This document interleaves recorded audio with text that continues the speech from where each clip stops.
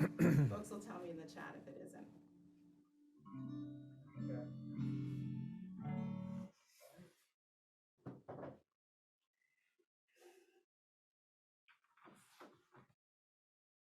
Can we start the acknowledgement? Good evening, everyone. My name is Lance Lockwood. I'm your host this evening, and we have a wonderful evening planned for you. And all of these people that you see in your screen, they'll be doing something, saying something. We have some guests with us as well. So please enjoy this evening. Will be a wonderful one. I will ask our Reverend Annika to say the acknowledgement to the land. Tonight, we are thankful to be live streaming from Mi'kma'ki, the territory governed by the Peace and Friendship Treaties. Our board has committed to working towards reconciliation with First Peoples of Canada by providing resources and educational programs. This is an ongoing commitment, a journey that has only just begun. Together, we strive to live respectfully with those around us, embracing differences to make a difference. Let us remember that we are all treaty people. Thank you. And our first guest this evening is Nolan Natasha. Nolan is a writer, poetry writer. He has many talents, and he will be reading from his published book, and there will be a link that our technician will be giving you over the evening that you can where to buy it and how to buy Nolan's book. And I'm very excited to have you, very excited to have met you. So this is very exciting. So would you please read some of your works? And then I have some questions for you. Sounds good. Thanks very much. All right, I'm just gonna read a few poems from my book. I Can Hear You, Can You Hear Me? A lot of the poems in the book are about what it's like to be a queer child and sort of not really having a sense of the way in which your gender does and does not fit, and not really having a way to articulate it. And the first poem in the book is called Walkie Talkie. And I wanted to write about it because, or I wanted to write this poem because back when I was a kid in the 80s, there was sort of no technology more miraculous than a walkie-talkie because it allowed you to speak to somebody that was like across the park, which in a time before cell phones, this was like very exciting. And because a lot of the book is about communication and miscommunication and the difficulty in hearing one another, I wanted to start that way, so I'm gonna start there. Walkie-talkie. I can hear you. Can you hear me? I can hear you. Can you hear me? That's the running lead joke. It's whoever wind up saying, I can hear you. Can you hear me? You on the back end of Hollyberry Trail and me rounding Applegate Crescent, throwing my bike to the ground, hiding from nothing behind a hedge. I can hear you. Can you hear me? Roger, what's your 10? Apple 36, over. The code, the heavy metallic tangle of a tossed bicycle, the crouching, the fact that you are blocks away, one hand on your handlebars, pulling the antenna up with your teeth, all of it. I can hear you. Can you hear me? The next one that I'll write is about, it's called Batting Practice, and it's about being little and being a girl and wanting nothing more than to be a professional baseball player. I spent more time in the backfield than any other place, tossing the ball up gently with my right, swinging through with both hands. Sometimes Andrew would come outside with his glove and catch the ball as it fell from the sky. I wish my little sister could hit like that, he'd say. But mostly I would stand alone, watch them like Roman candles, running across the grass 50 meters sometimes to where the ball had folded itself into the field, swinging hard back towards my house as if it were a crowd, over and over. I wasn't training. I didn't understand training. My swing, a dream, stacking on others, bottom of the ninth, seventh game of the series, the World Series, crack, greatness, I'd tilt my cap, wave my hand. It just comes down to physical ability, my dad explained, a difference in upper body strength. Men, women. My swing, a rubber band, expanding, then snapping.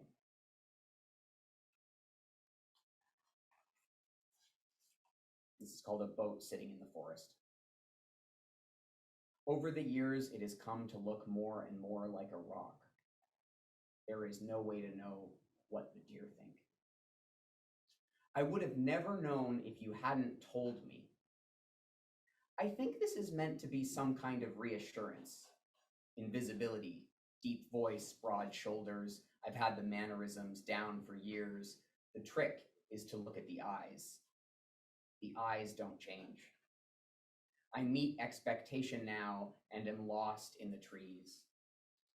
If there are words for what this feels like exactly, I don't know them. You look like you sound like you. Their relief is as unsettling as their discomfort was. It is the same thing. You must feel so good. The little things. Morning face in the mirror, a single thin white t-shirt on a hot day, swimming. I breathe easier, more. My body is heavy, it knows where to go. Mostly it's the space to see outside, that nothing is fixed, only closer, different. Now a love poem about when you really like someone, you can't say it. It's called Divining. Just when you think you know the color of the sky, you see the way it talks to the mountain. And then there is more shades of gray and blue in the windshield than stones in the sea, and you realize you know nothing. That knowing is nothing. That naming the colors is good craft, but futile, because you can't even say what you feel. And you can touch the gear shift, but not her leg. So you look at the colors and say, wow, look at that. Isn't that something else? And she tries to name the colors too and does much better than you, but because you aren't listening as hard as you're breathing, you won't remember what she said, but you will still see the colors and you will still feel your hand that is not on her leg.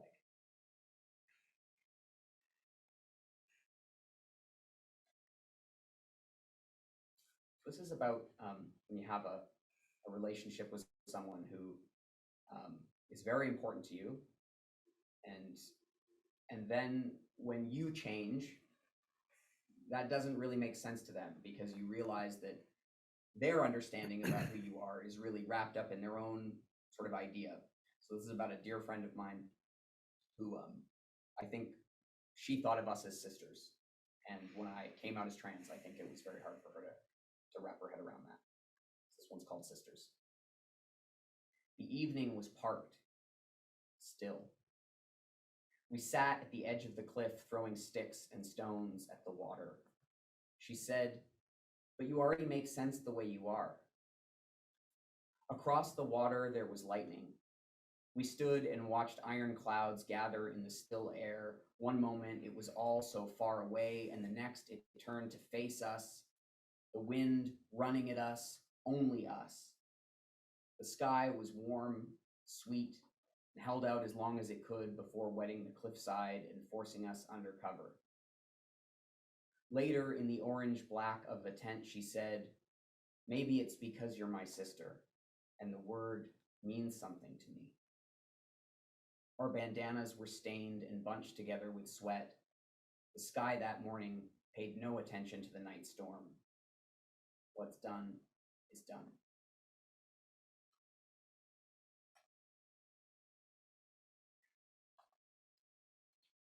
And this poem that I've lost is also about her, but it's from a time when I felt that she understood me perfectly. and it's called Forks of the Credit.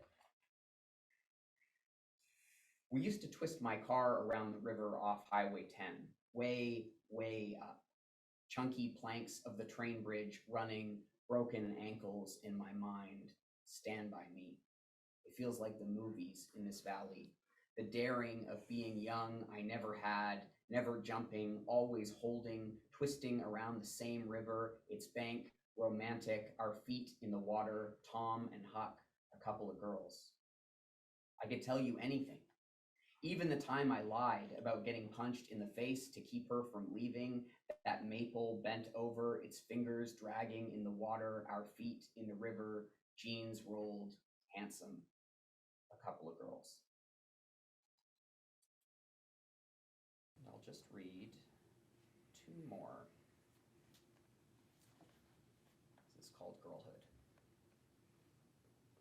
The motorcycle jacket my mom brought home from Denmark, small enough for my niece now. Around the house mostly, never to school. Cindy and I punching each other on the hide, against our fists, the sound thick, and smoking too, in the backs of buildings, turning suburbs into cities, the summer.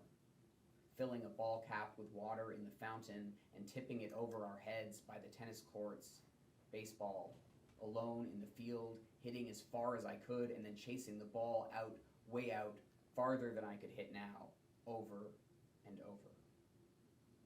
Whatever it was is still there when I jump off the dock, one leg higher than the other, one hand in the air, the other on my nose. And this last poem is called Queer.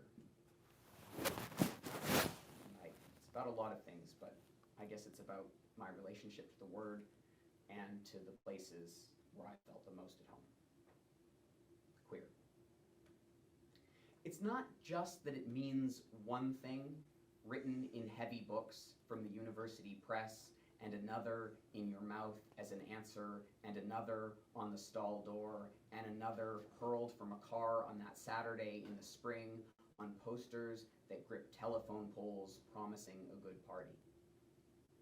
It's something that argues with its own construction, restless and glistening and grimy, takes issue with the sentences of this poem. In that bar on Queen Street, words and little pictures etched by greasy fingers in the red plastic coating on the candles, drawings obscene and tender, decorating the dark tables, flickering into the establishment turned home, the living room of our 20s and 30s. We will dance and be sick, sweat and stumble into each other's vacancies.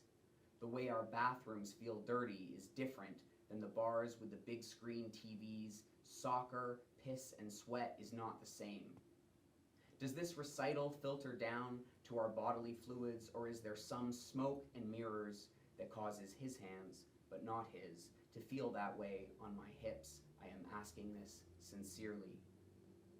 Does the air only feel this way because of some lesson in breathing? Because of some lesson in breathing, does the air only feel this way? I am asking this sincerely, that causes his hands, but not his, to feel that way on my hips? Or is there some smoke and mirrors? Does this recital filter down to our bodily fluids, and sweat is not the same than the bars with the big screen TVs? Soccer, piss, the way our bathrooms feel dirty is different. Sweat, stumble into each other's vacancies. We will dance and be sick, home, the living room of our 20s and 30s, flickering into the establishment, turned and tender, decorating the dark tables on the candles, drawings, obscene, etched by greasy fingers in the red plastic coating. In that bar on Queen Street, words and little pictures takes issue with the sentences of this poem, restless and glistening and grimy.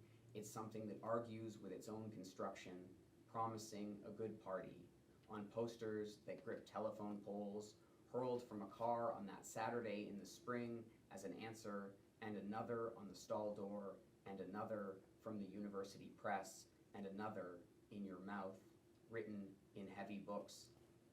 It's not just that it means one thing. Thank you. Wow.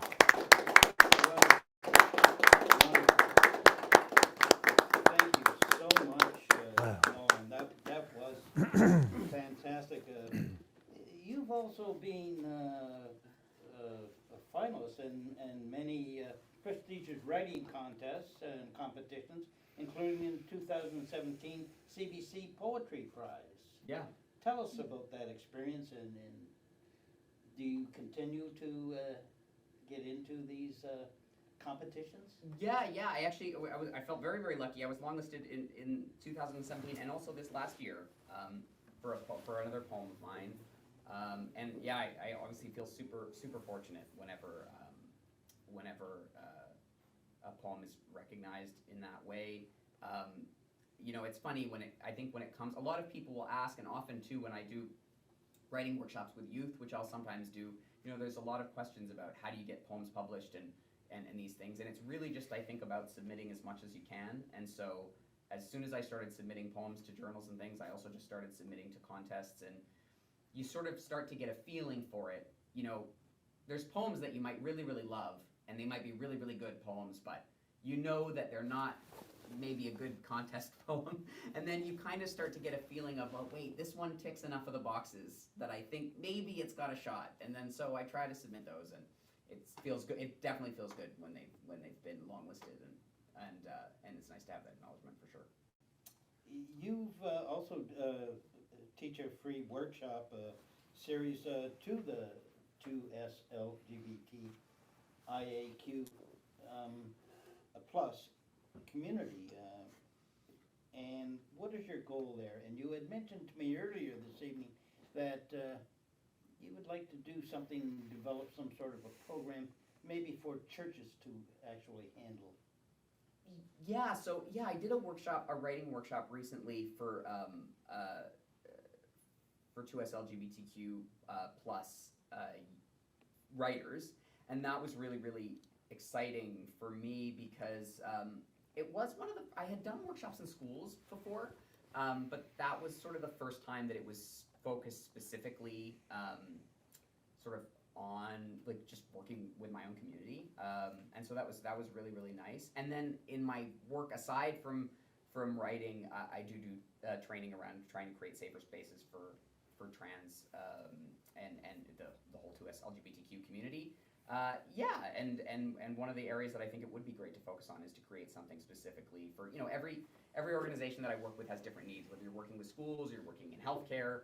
There's always things that are specific to that organization, and I think, you know, churches, of course, will have their own specific challenges and needs and areas where they need to learn. And so, yeah, I think it would be great to develop a program like that. Oh, that sounds great. Just one last thing. During the pandemic, you developed a YouTube channel. Yeah. And can you tell us a little bit about that, please? Yeah, I decided, my background as an artist was originally started with making video, and I had sort of fallen out of making video work and had for a long time felt really bad about it because the video camera equipment that I have access to today, like my younger self would be furious with my older me for not taking advantage of what I can do now. So I decided that I wanted to start that up again. And I thought a kind of a good way to do it would be to maybe create some sort of video poems. And my sort of thinking about it was like, almost like trying to create like music videos, but for poems. And so, yeah, I started a channel called I Can Hear You, Can You Hear Us After the Book. And posted 3 video poems there, and I hope to keep doing it. I hope to keep doing it as well as I've been working on some other poem music videos. That's terrific, Nolan, and I looked at all 3. Great. So I want to thank you. I hope that maybe you could stay a little bit longer. Absolutely, yeah. Today. We thoroughly enjoyed you, and we may be getting questions from the audience as well. Great. I will ask now, got a little bit of music, and there's only one person that can do this song, and that's Lady Gaga.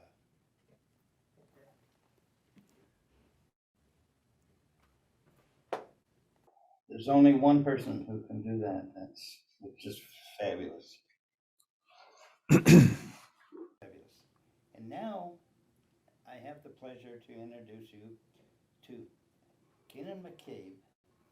I came across him on going through the internet, and I came across a piece of, that was done a couple of years ago, was it? Last summer. Yeah, yeah. And anyways, this is called Living in the Flow. And we have the tape, and then we're going to talk to Kanaan about it. So, Louis? This will speak for itself. I was mesmerized by this, so please.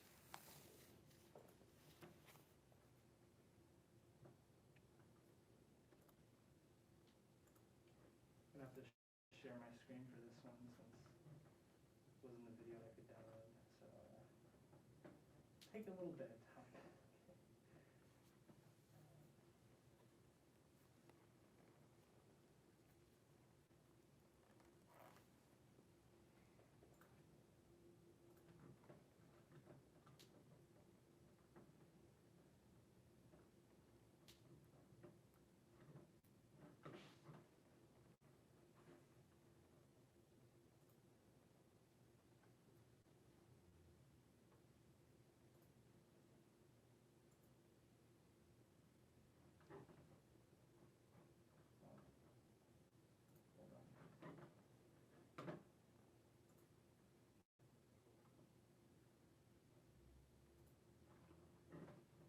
You guys won't be able to see it, sorry.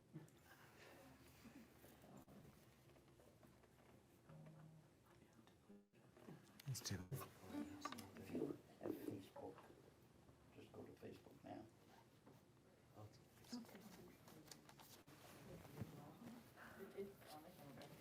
My phone's, I already turned my phone off. This is one kind of thing. Apologies, working with the whole technology thing. No, I'll go. The website that the video's on is pretty slow, so I think right now. So, thanks for your.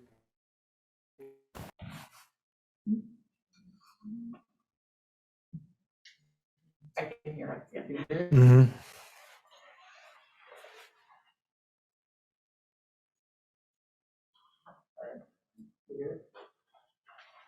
Can we play to the headphones? I think so. I think so. Resources for someone who's growing up queer and indigenous. Hold on.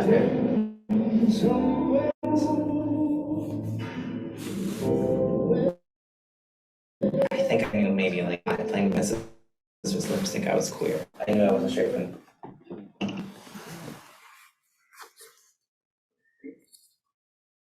It's Wi-Fi, so it's so laggy. Hold on. This will fix it. Sorry for the interruption.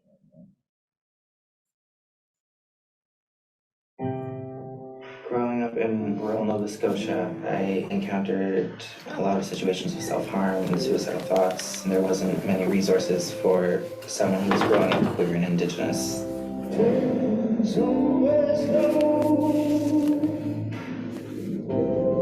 I think I knew maybe like when I was 5, playing with my sister's lipstick, I was queer. I didn't grow up straight. I knew I wasn't straight from the beginning. And so knowing this and also being raised a Christian and attending church where they're saying who I am is wrong, it definitely almost puts like a wedge between your identity and like sense of self-worth.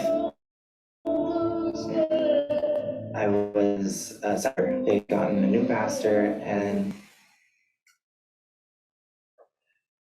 this new pastor told me that I could no longer work in the Sunday school room because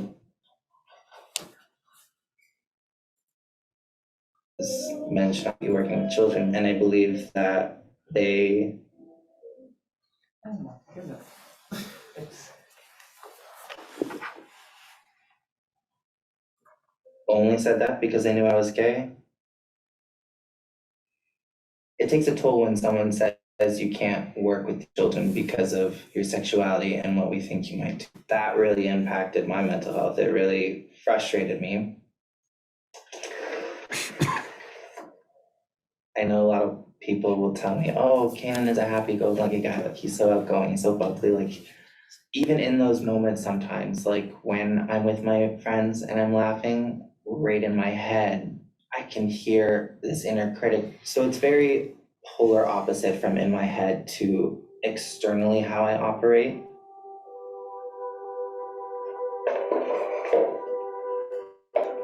When I'm it's very therapeutic, it's a really great process to just kind of let out anything you want. There's just a sense of calm when you're blending colors and you're just putting paint to a canvas. In that painting, it is about praying to water that is dying, water that is polluted, water that is not drinkable. The connection to water where it runs blue into her hair is about protection and the sacredness of it. If we don't keep that, it could just become polluted because no one's there to actually stand guard for it.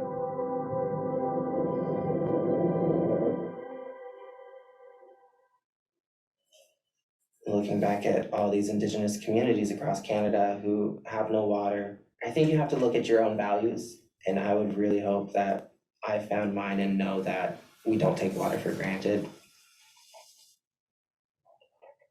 If we're looking at water as self-care and then for other people, it's just survival because they don't have it, are they not worthy of that? Everybody deserves to be able to heal for themselves. But how do you even heal for yourself if you don't even have clean drinking water? To me, living in flow represents solidarity.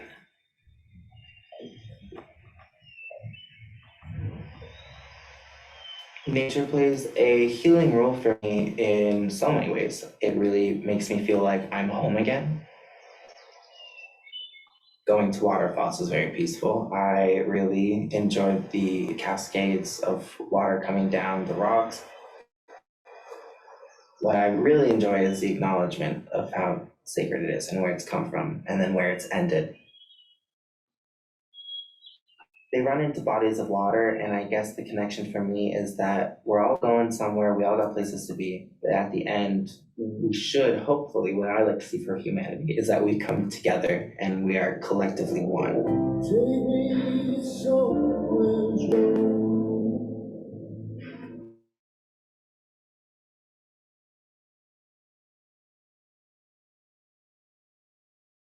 Water is we are gonna wake up to that we can't waste it anymore. We have to really look at how important it is to everybody and important it is to Indigenous communities for people who don't have it. Me connecting with my spirituality was going back to my roots and finding how my people would worship, how my people would love and live and create, and that really just brings it all back to being connected with the earth. If there's anything, I guess my spirituality has taught me is that water is extremely sacred on this planet, and that's something we should be protecting.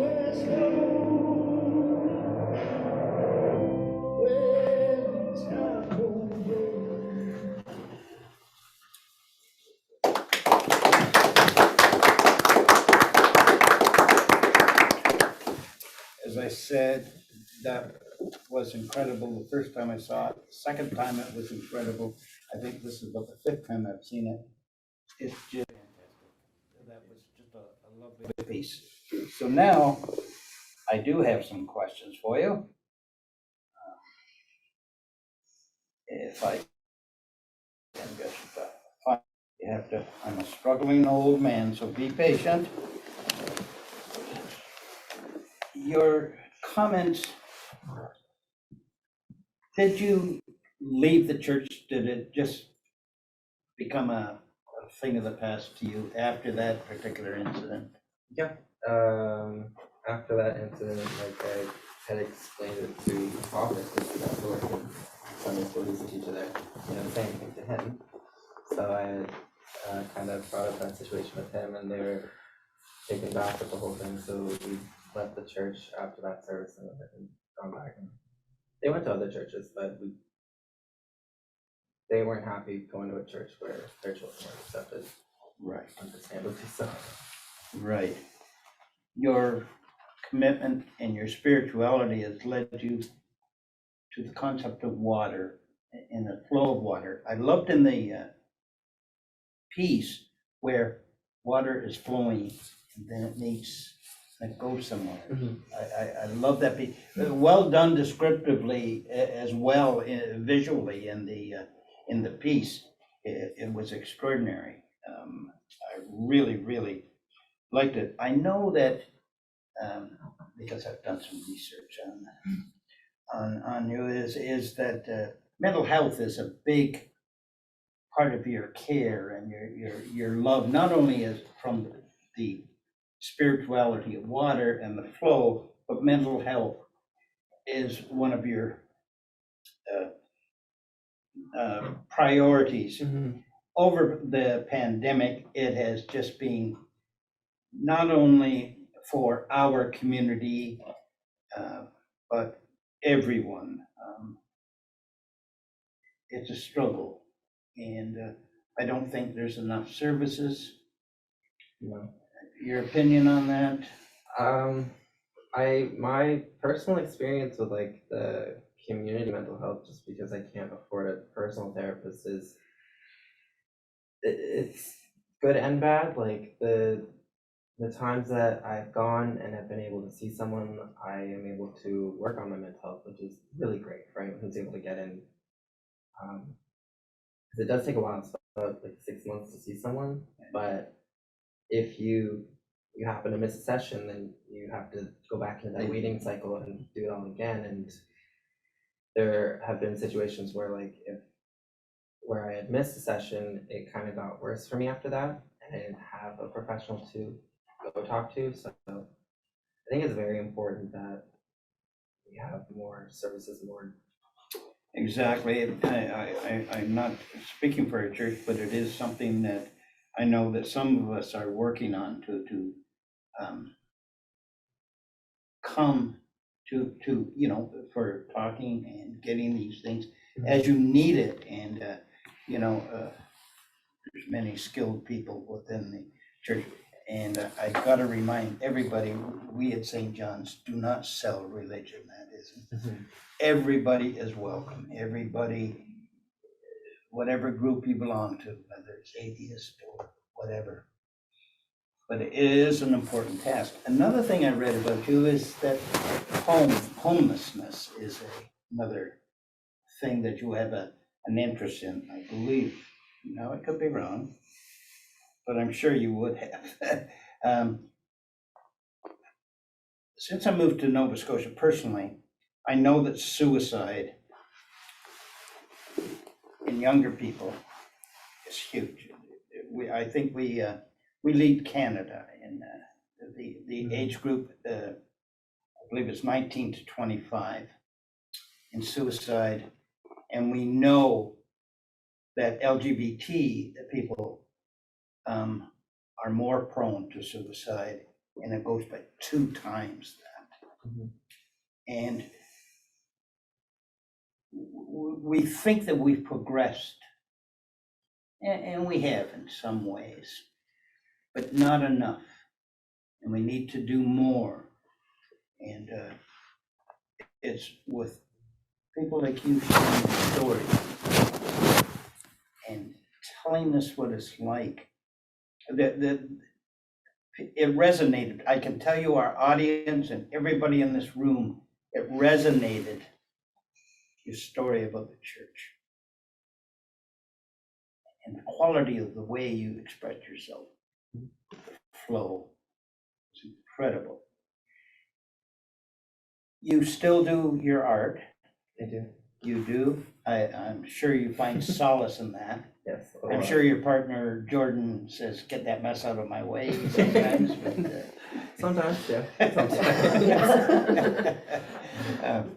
No, that is just so wonderful. And for you to take the time tonight to come and share this remarkable, and I thank you so much. It's a joy to meet you. I've been looking forward to this, to meet you and Nolan, and it's just been a real joy. So thank you. And I hope that you can stay for a little bit longer, and we'll talk again. And again, if you have any questions, please just go into the chat, or if you're watching on Facebook, just go to comment and we'll figure out how to ask it. So right now, Paul, I have the pleasure right now to introduce Paul Healy, is a member of St. John's United Church. I asked Paul several weeks ago if he would be kind enough to maybe sing one of his songs. But Paul is a great musician and he writes a lot of stuff. Now, I did not expect him to write a song specifically for this evening, but he has. And Paul, would you please, a little background on the song, and then The video of, it's going to be the video, or am I going to do it you're live? gonna do it, I'm going to do if it you'd live. like to do it. We can do the video, or would you like to? Oh, no, I'll do it live. I think I'll do it live. I mean, I guess a little background on the song. Well, Lance approached me to do some music for tonight, and I have a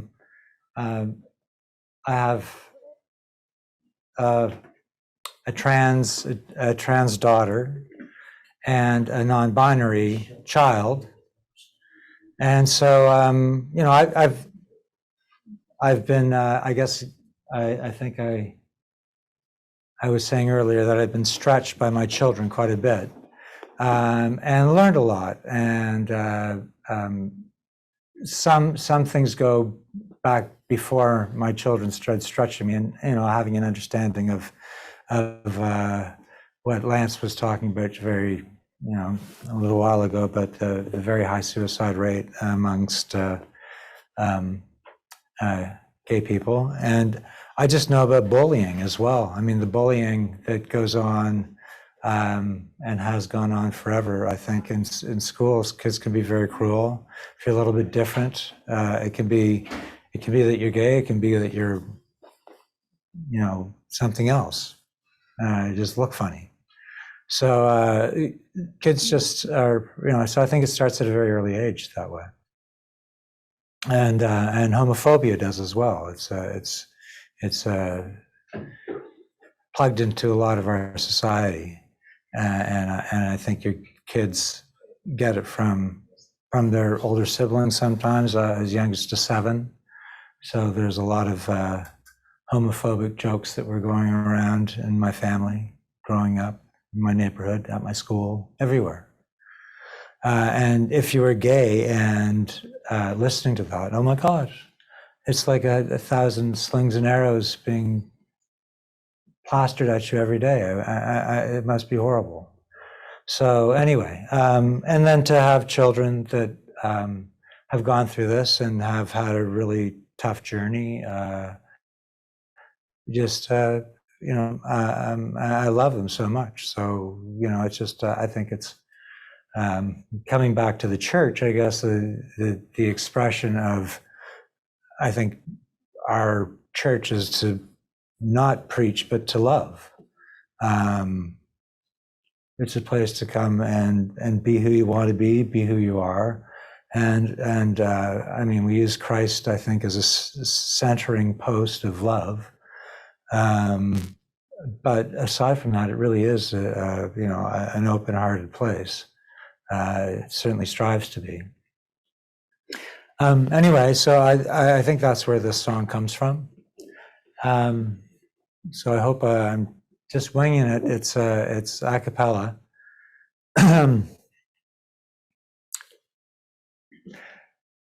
LGBTQ, divine own self be true.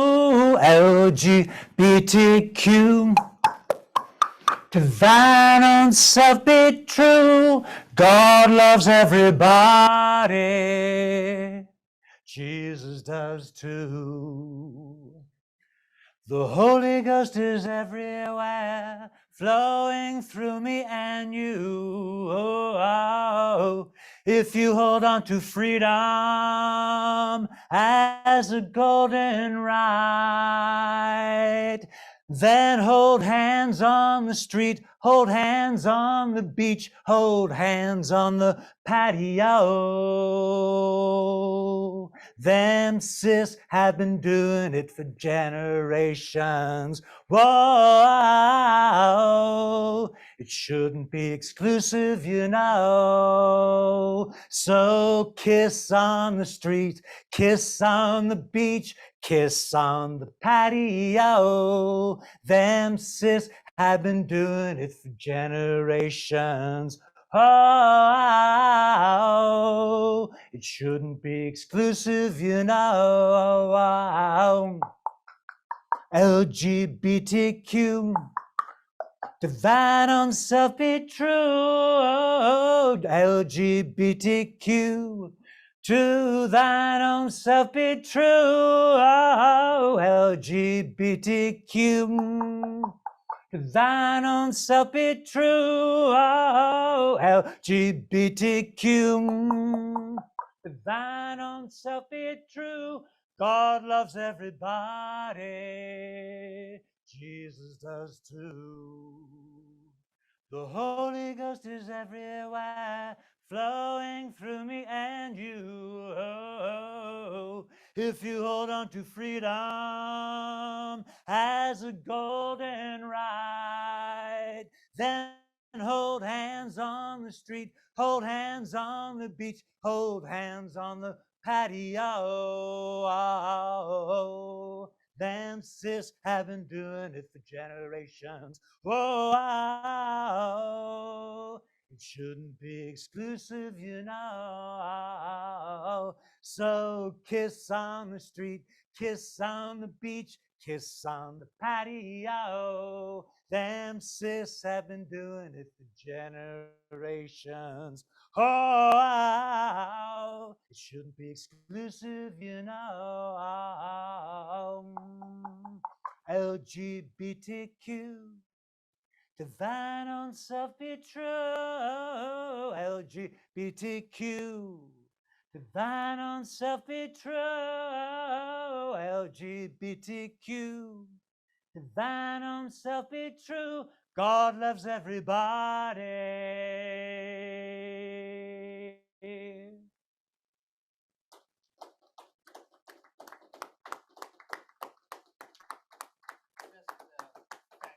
Fabulous, Paul.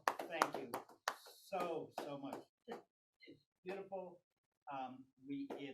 We also have it on video, and we will make it available around. And thank you. No. Thank you, Paul. And Paul will be doing maybe another couple of songs later on this evening. Kanaan, I apologize, but I want to come back to some things that I missed, and Standing Rock played a big part in you saying your connection with the water. Mm-hmm. Tell us about that. Standing Rock,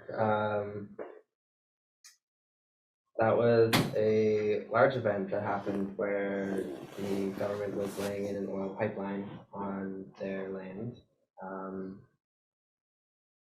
Basically just going against all their rights, ignoring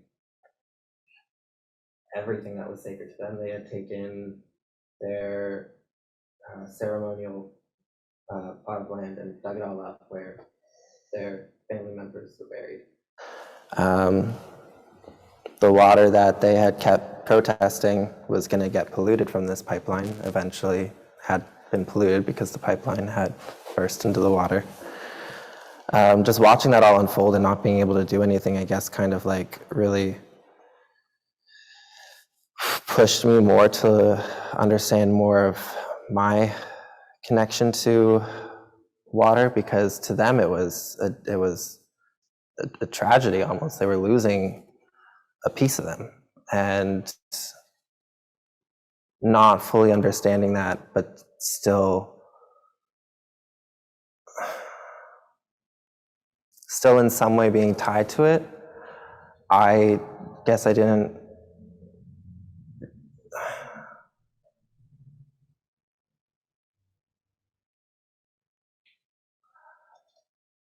didn't really like have any.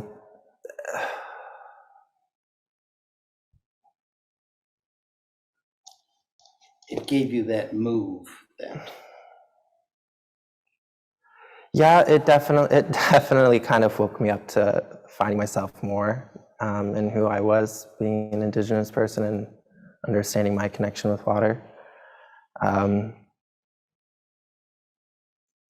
It was definitely like an eye opener for myself, because like I had said in the video, I grew up Indigenous, and I was told I was Indigenous. I was adopted into a white family and constantly being told I'm Indigenous, but having no resource or community to learn anything or support that was really, what's the word? Well, it was difficult because It was difficult, yeah. Yeah, there wasn't much to go off of. So when I'm seeing videos years later of Indigenous people being treated like this, having military people aim guns at them, like, I kind of, like I said, pushed me to learn more about myself and learn about that connection with water, and that kind of blossomed into a lot more, and eventually I got to do a video of that, and that kind of really opened up a lot more for me. And yeah, I think I'm trailing off. No, absolutely great, and I'm glad I reminded myself about that. It advocating for clean drinking water, and the world is a very tough place, especially right now with war and things going on. I believe there still is 170 reservations without proper water in this country. Mm-hmm. That's shocking, and we should be ashamed of ourselves. And there's no reason for it. No, there's none. No. And I think it's a shame. And I also think that the Senator Murray Sinclair with the reconciliation hit it right on the nose, but we are having difficulty putting it in action. And communication is where it has to happen. Mm-hmm. And the rest of us, not the Indigenous people have to really help us try and understand. Now, I'm an individual who really has an interest in Indigenous studies and people. For example, Two Spirits, as you know, were a revered group of people in Indigenous society. And then colonialism just said, you're gone. You know, it's not good. It's not a good idea. It's not a good thing. And then it's been difficult for the Two-Spirit within the Indigenous community to come back and be whom your spirit tells you you are. It's just so hard for us to understand. But this is the way we are going to learn. This is the way we're going to learn. Thank you so much. Thank you. That is just so wonderful. Louis, before we get to Pat, can we have a little poetry slam? And something to get us banging here.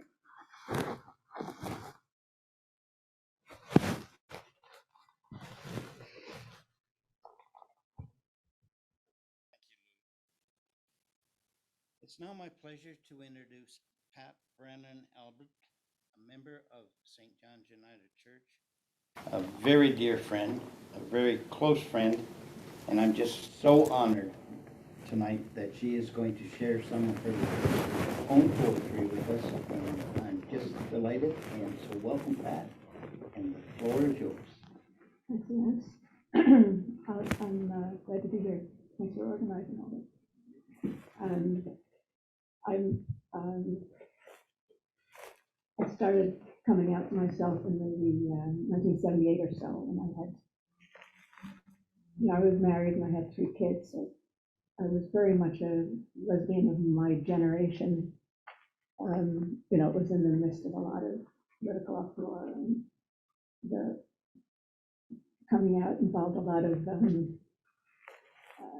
not just sexuality, but spirituality, politics, and poetry. So I'll start with this one. This one's called Two Women. My mother and your sister, 2 women together, speaking of everything, or silent together. 2 women loving each other. Where they are is the crack in the shell of the world, where meaning and warmth seep in. As a child, I stood behind the chairs of my mother and my aunt. I stretched out at their feet, leaned on their knees. From their laughter, I made muscle. In their silence, grew bone. I built my future house in the foothills of their conversation and turned their fears into purposes, secret even from myself. I lived my life as a woman as they had, years and babies and joy, work and talk and pain, building strength on strength until in our time, the talk and silence of women gathered. I hung dreams out to dry. The wind blew them away. The spruces lit up like torches. In the glare, I saw 2 women together in a strange landscape, renaming the stones. And then this next one was pretty much my first love in this being. Okay, the reason I want you to grow your hair. Let your hair grow long and longer, grow more and more. Let each curl twine out, dark, breaking light in rainbows, catching it in shadows. Let it reach the floor. Grow a forest of hair, brown like tree limbs, black like earth, red and gold like sunlight, and your eyes like green leaves reflected in brown water. Grow your hair so long I can wander in it and get lost in it. Weave a night bed from it high in the trees. Live on apples and cherries, drink from your eyes, and never go home again. Small furry animals live with me there. I grow mushrooms on the forest floor. You scratch and wonder what's going on. You hear tiny voices in the night. It's me singing the creatures asleep. I love making camp near your ear. In the day, I sometimes tumble out of the woods down the neck of your shirt. It feels so nice. You smile. That was really good. Thank you. Okay, so after separation and working things out, I moved to Ottawa and I got a job working on Parliament Hill, working for one of the MPs. But after 8 years, we all lost the election and my job died. So this poem is called My Job Died. Right to it. My job died. My pretty little job died. After 7 years together through thick and thin, without a word of goodbye, my job died. No more sunny Post-its sticking to the phone, or paychecks gladdening my bank balance. No more machines that ask me questions. Delete all items? Why, for yes. The codes are draining out of my mind. My job is getting real small, real fast, like leaving a town in the mountains. I woke from a dream, looking for my old friend Bill Lau, and it's a true dream. I read of his death years ago, but never believed it, never cried until this 4 a.m. Friday, after my job died. I worked for Bill, too, cleaned his house, got paid in pottery, which is all broken now. That is the way of pottery, except for the salt box on the stove. Bill's brown casserole shivered off a high shelf when my husband chainsawed a hole for the kitchen window, my ex-husband. Bill thought I ought to have married him instead.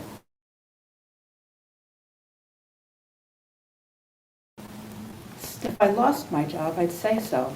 I'd be looking all over for it, not for some other job I hardly know.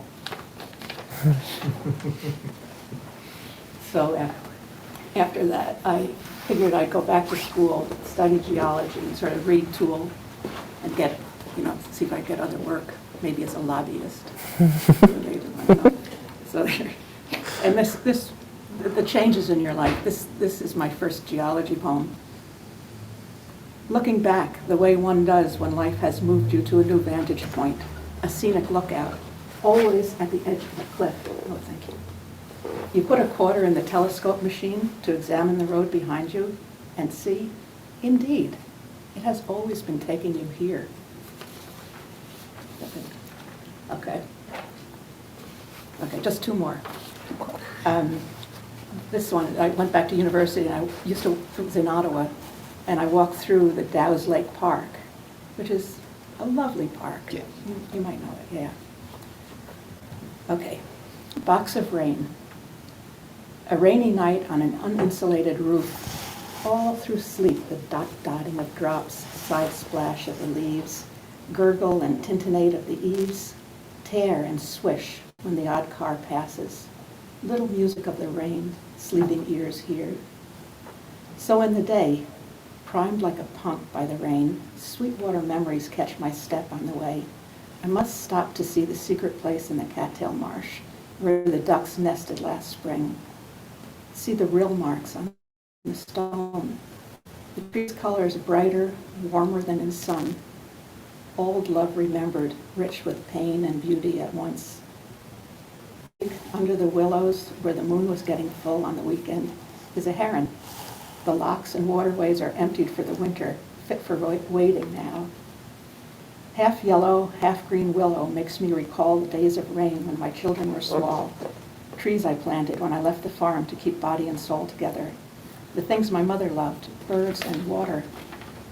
So I think they are right, the Grateful Dead, when they say, it's such a long, long time to be gone, and a short time to be here in that song, Box of Rain. And then this is the last one. This is I wrote it a while ago, but I think it's for people now, right now. It's called Comfort for Activists.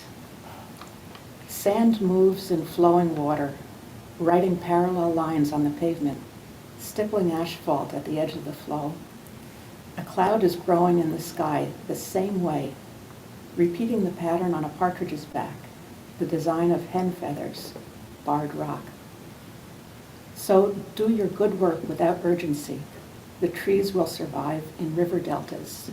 They will branch, trunk, limb, twig. As birds were printed from the sky, so leopards arose from sun-spotted forest floor. Rise from the ground of your life like that. Descend from the sky of your life like a new bird. A falling stone opens its wings.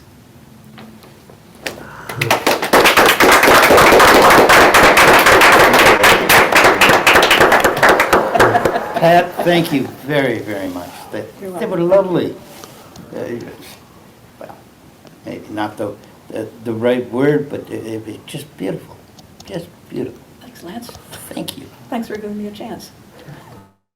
Oh, if I had only known.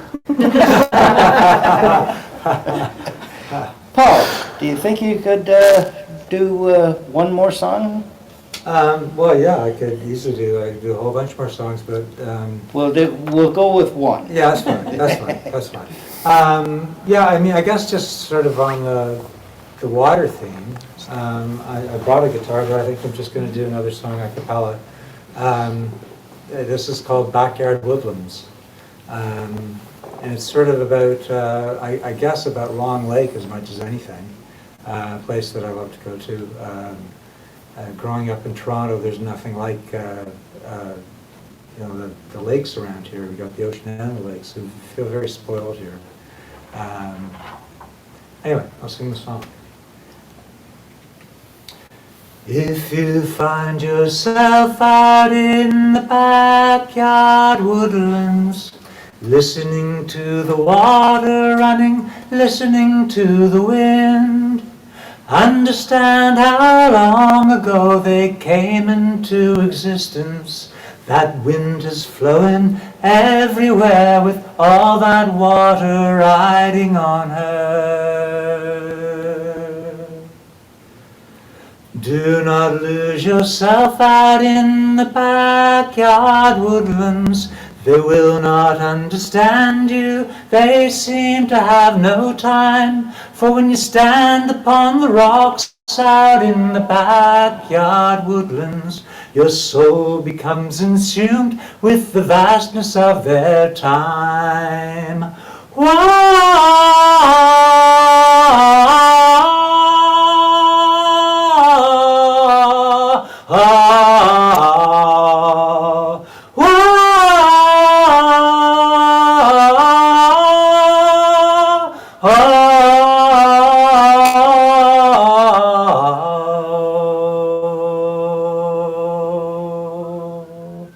If you find yourself out in the backyard woodlands, listening to the water running, listening to the wind, understand how long ago they came into existence.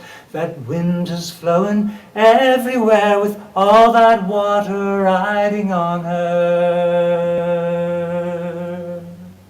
That wind is flowing everywhere with all that water riding on her. That wind is flowing everywhere with all that water riding on her.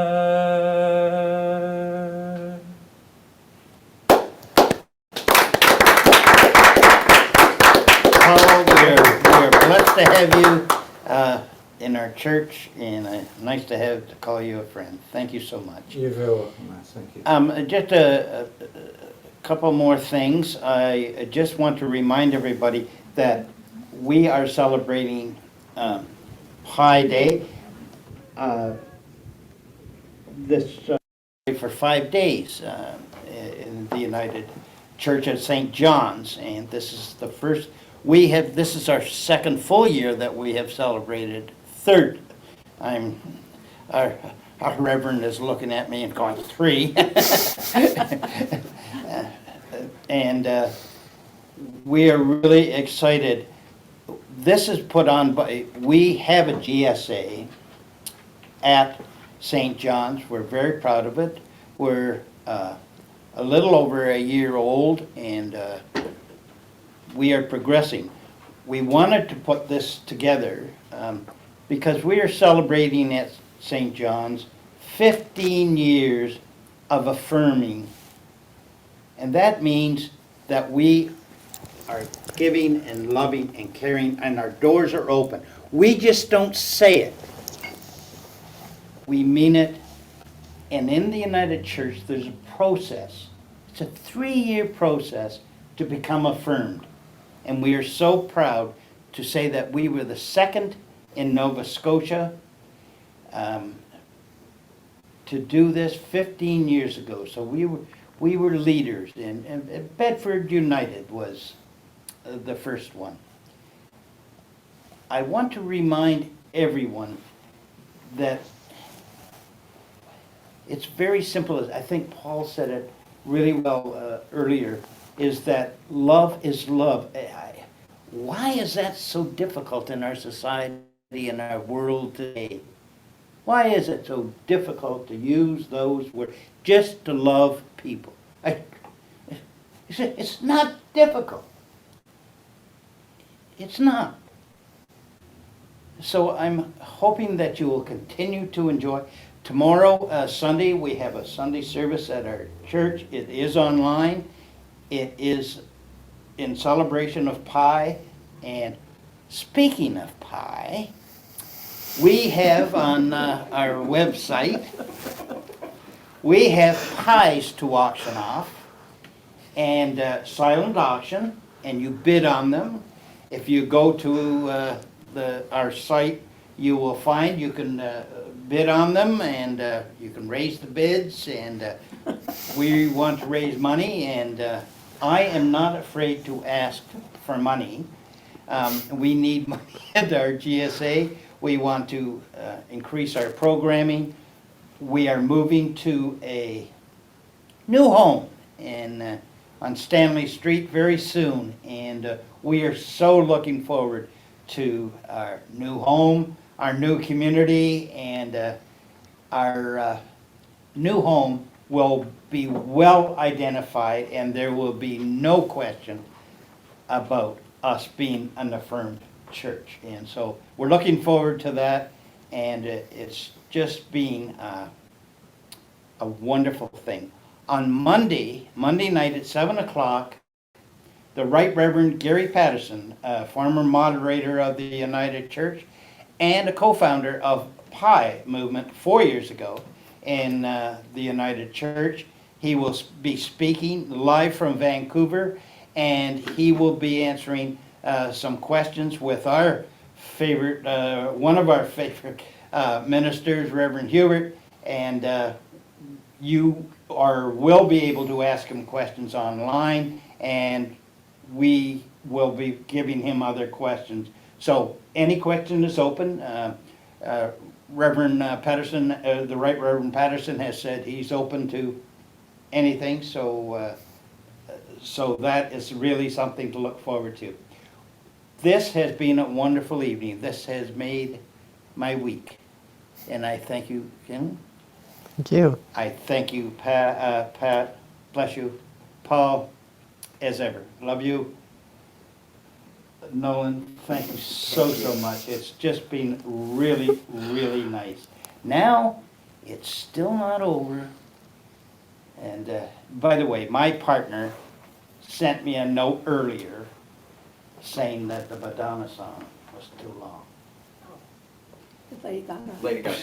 Oh, no, Lady Gaga. My favorite line, don't get old. We are going to finish up with Bohemian Rhapsody by Freddie Mercury. All right. Once again, thank you. I do want to thank Hope United for allowing us to use their facility this evening. It was very kind of them, and they have been a great ally to us at St. John's, and so we want to thank Hope. They've been just great, and to Caitlin Smithers is being just wonderful and helping us out, and we want to thank you. So to all of you, good night. Please join us tomorrow at church service. If you, it will be interesting, and you will hear all about how we became affirmed. So it will be interesting and quite enjoyable. Thank you all for joining us. Good night.